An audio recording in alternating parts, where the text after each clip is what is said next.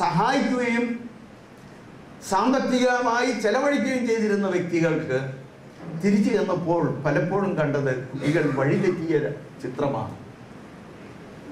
നാട്ടിലേക്ക് തിരിച്ചു പോകുന്നത് അച്ഛൻ പറഞ്ഞതുപോലെ ബാച്ചിലർ എന്ന് ഞാൻ പറയില്ല, ഇവിടെ ഇരിക്കുന്ന മെജോറിറ്റി ആളുകളും വിവാഹിതരാണ്.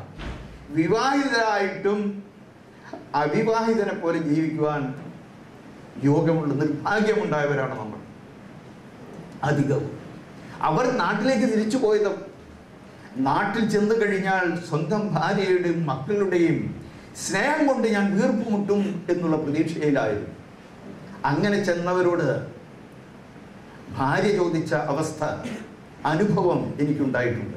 സ്വന്തം ഭാര്യ പറയുന്നു, അയൽക്കാരൻ നിങ്ങളെക്കാൾ പ്രായം കൂടിയവനാണ്, അദ്ദേഹം ഇപ്പോഴും നാട്ടിലാണ്, താങ്കൾ എന്തിന് ഇപ്പോൾ തന്നെ ഗൾഫിൽ നിന്ന് തിരിച്ചു പോന്നു, എന്തിനു പോന്നു എന്ന് ഭാര്യ ചോദിക്കുന്നു.